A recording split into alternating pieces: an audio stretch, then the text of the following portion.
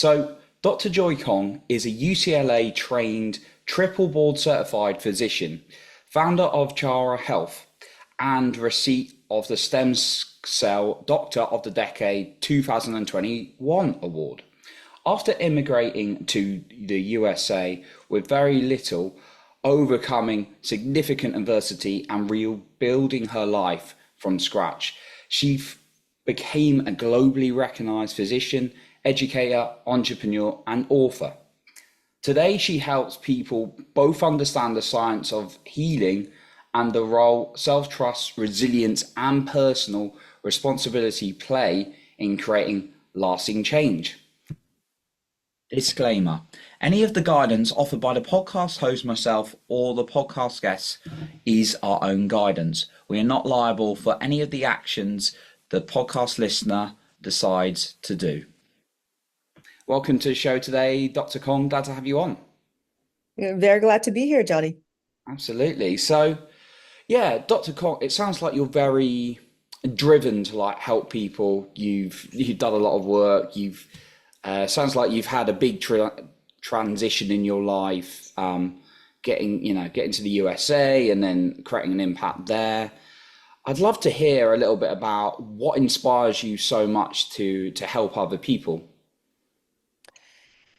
Um, I think one is wanting to be useful, wanting to, I feel like I have capabilities and there are people suffering. So if I can use my abilities to make them suffer less, that seems to be the right thing to do. I just don't want to see people suffer, especially if there's a way to stop it. So, really, just from my desire to just make everyone, just a happier, and have a happier existence.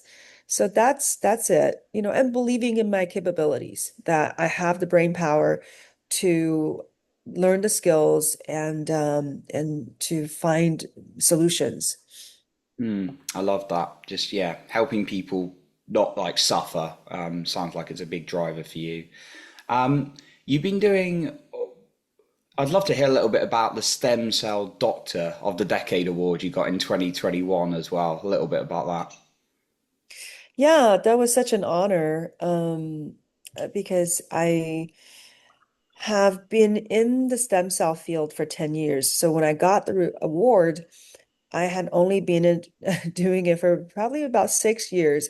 But I think during those 6 years, I did a lot because, you mentioned the word driven. That's one thing, one way to describe me.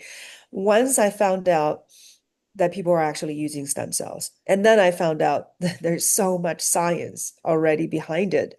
There's so much research and publications on the effectiveness. And once I saw what the cells can do, and once I started trying it on my patients, I just couldn't believe that we have this incredible tool that sometimes seemingly miraculous, complete divergence from medications. I mean, this is invoking the body's ability to repair. So this is just is revolutionary. So I dived really deep and I started reading everything I could get my hands on because at the time there were no textbooks.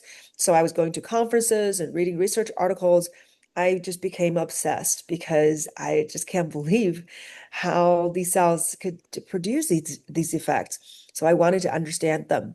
So because of that, I not only treated a lot of patients, but I was accumulating a lot of knowledge. And when I went to conferences, so very quickly I realized that people were asking me questions or just asking questions and I was able to answer. So I started answering people's questions at conferences, which made me realize, okay, well, maybe that makes me an expert of some sort. And uh, and then a big part of stem cell therapy is the stem cells themselves. Mm. So I was getting the stem cell products from companies that produce stem cells, but then I found out that they were not very a lot of lack of integrity going on because there's so much money involved. So I think people let their greed kind of take over and they only want to make money and they want, at the cost of scientific and business integrity. So people were doing things that they really shouldn't be doing, sacrificing the quality of the products. So that's when I realized that I really wanted to ensure the quality of the products. Maybe that means I have to do it myself. So that's how I started the Chara Biologics, a stem cell company, where I actually developed a stem cell formula that's unique around the world because I'm putting different compartments, cells from different compartments of the umbilical cord into one product from the same donor, but into one product. So um, so that means I'm also on the business side, right? Now, all of a sudden, now I'm on the business side of making products and distributing products. And in the process, I provide a lot of support to doctors because we're sending products to all these clinics and doctors need guidance. So I was teaching them. So from there, I realized that I needed to have some kind of educational entity where I can really formalize the training. So that's when I started the American Academy of Integrative Cell Therapy. So actually became a real educator. I think it's because of the combination of all this. Not only I'm treating a lot of patients, seeing a lot of success, kind of breaking new grounds and showing people things that medicine has never seen, right? For different conditions. And now we're seeing incredible results.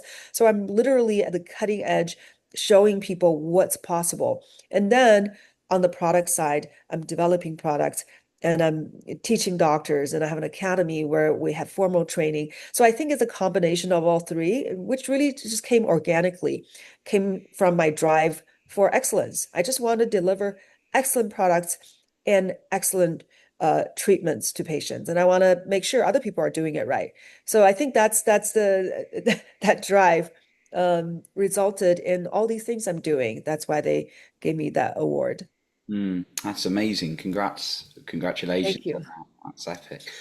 What's the kind of scenario when someone would come to see you about stem cell therapy? Like, what would they kind of be going through? Oh, it really comes from um, every kind of condition that you can think of. Um, Modern medicine, unfortunately, is not very good at chronic illness management because it doesn't have the tools. It doesn't know how to make the body repair itself. It's good at masking symptoms. Maybe there are a few medications that ended up having the result of helping the body repair, but in general, most of the medications are to target certain mechanisms so the symptoms will be less. But symptoms are not root causes. If your root cause is toxicity, that you got heavy metal in your body, you've got, some organic toxins. If your root cause is hormone imbalance or microbiome dysregulation or vitamin deficiency, or even genetics. Sometimes it's genetics, right? So if you're not addressing all those mitochondria dysfunction, you're not addressing any of those and you just start throwing medications, it's not very effective. So people are suffering.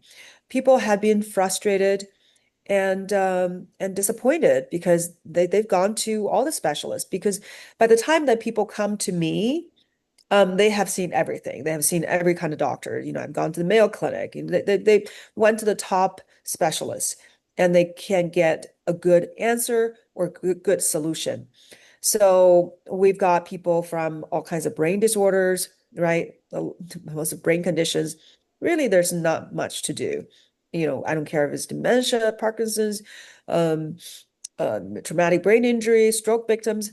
There's very little that medicine can do, which was why I decided not to go into neurology because you can diagnose where the problem is, but then that's pretty much where you stop. So so brain disease, is one. And then we've got autoimmune issues. People have all kinds of autoimmune problems. There are 122 autoimmune diseases. So immune dysregulation. But the entire rheumatology discipline are not looking at why people are having these autoimmune diseases. So they just want to throw steroids and other, medications to kind of mask the symptoms and temporarily suspend what the really a convulsion that's going on in the immune system. So autoimmune, that's another, and all kinds of organ diseases. There could be heart diseases, lung problems, liver, kidneys, testicles, or people who want to seek better fertility. So um, the range is very wide, and of course there's musculoskeletal problems, joint and tendons and muscles. So those are easy. Those are very accessible, right? They're all on your extremities, and we can put cells right there, and the results are amazing. So these are about 80% of my patients. And then the other 20% will be people who are doing pretty well. I myself included. I do stem cell treatments on myself every 3 months, not because I have anything wrong with me. It's because I really don't want to get sick. I don't want to decline. I don't want to, whatever that comes with age. I want to be vibrant, to have high energy, have great brain power. Yeah, just live a kind of more optimally. So those are the other 20% of my patients. Yeah, so that's the breakdown. I love it. So like it's useful for like preventative like health Absolutely. challenges coming. Not it's not just you like someone's hit a serious health problem, although that could be true. It sounds that you use it in a very preventative, Yeah, and proactive then way. also autism. I didn't mention that, that's another big population that we help. Do you say autism? Autism, yes. Oh, okay. That's Yeah, I have a lecture on YouTube specifically about stem cell therapy for autism. That's actually yeah, there are very few lectures out there, but I talked about the science behind it and the clinical cases, the people that I've treated. oh wow, so many cases for stem cell. So it Yeah. sounds like you're really educating people around it as well, like you say, the doctors and people like that. I'd like to go a little bit into your, sorry, Dr. Kong, in terms of you came over to the US and it says you overcame I mentioned you overcame significant adversity. Yeah, I'd like to hear a little bit more about your story. Well, I came from nothing, Mm, although I was very lucky because I grew up on the university campus. mm, So what I had was education, sure. but and no money, no connections, really not much else. But I had I had been brought up well, got good nutrition, and I got a good education. But I wanted to come to America. I wanted to America just had his 250th birthday. Mhm. It's a very intriguing country. It's an incredible social experiment. And the ideal is so enticing about we're all created equal. We all come together. It doesn't matter what your origins are, your colors, and we can create something, this democratic society. So it's a beautiful ideal, and I knew that there was more freedom, that people can speak more freely. And there's more freedom in pursuing what you want to do. You can choose to become whatever you want to become. There's a path. Just go to school. You can, find the mentor. You can become anything. And out of all the countries, um, America still gives you the most opportunity. We talked about, actually when I was in high school, we talked about possibility of going to other Western countries like Australia, Canada, UK. So those are obvious options. But we all knew that you're going to get a better chance in America for success. So I wanted to come to America, but I didn't have a way of getting here besides coming for school. And that was not an easy journey to just get to the point where I'm standing in front of the American embassy to get my visa. Yet I was rejected. So it took me 18 months of really hard work to get to that point, and I was rejected. So that was a big blow to a very young self-assured person Mm. who thinks that she can do amazing things and she's unstoppable. Boom, I was stopped. And I couldn't believe it. I was slapped on my face. I have all this potential. How come they didn't want me to come? Well, the reason was because the affidavit of support that has to be filled out for any foreign nationals, right? Any person who tried to get to America, it has to show that the person not only has the resources, but is a credible person that's going to support you if things go bad. And that's the whole point of having this person to put financial guarantee to make sure that you're not going to become a burden of the American society, the go American government. So I didn't know anybody. So that was a problem. The Mm. person that wrote the affidavit of support was my mom's student. And the embassy just didn't believe that this is a credible person. And the truth is, I had no intention of asking this person for a penny. The first thing I was going to do when I land in America was to find a Chinese restaurant. I was going to wash some dishes. And then that was fine with me. Let's start somewhere. Hey, washing dishes, that's going to help me to live, and I'll do it. So, but even with all that in mind, my goal is just get there and then I'll figure it out, but they didn't want me to come. So that was the first major obstacle and blow to my ego, really, because I thought, hey, I got a nice scholarship, there's a good school, Clark University in Massachusetts, and but they rejected me. So in my book, Tiger of Beijing, I talked about the first chapter was actually my visa rejection. And then I felt pretty down for 3 days. And almost like a depression. Like you had one thought of going somewhere, and you've lived 18 months with that single-minded determination, and then it's not happening. It's yeah, that dream seems to be taken away from you. And then I just after 3 days, I just got really angry. I had this anger just came over me. And I thought, who are these people who said no to me? Who who give them the right to stop me from my dreams? I'm not going to stop here. I'm going to make this happen. And at least I'm going to give it a try. If I really, really can't make it happen, maybe it's meant to be. Maybe I don't, it's my path is supposed to be in China, but I better give it a try. And all my friends thought I was a little crazy. They thought I was unrealistic, just, bullheaded. But for me, I just knew that if I don't try, I just can't. I just there's no option. I don't even know. I don't even have a logical answer. I just knew that I have to give it my all because that's what I wanted. So I took a year of leave of absence. And yeah, what I started doing was yeah, so immediately I think I decided to take that path. But how do I actually get there? And that's a big question. So it's almost like facing the two most powerful entities in the world, the American government and the Chinese government. So I sort of, got through a point where Chinese government sort of saying, okay, fine, here are all the documents that you've been asking for that you've spent a long time trying to get. Here, finally, we're giving you all the documents. And then America says, nope, you're not coming.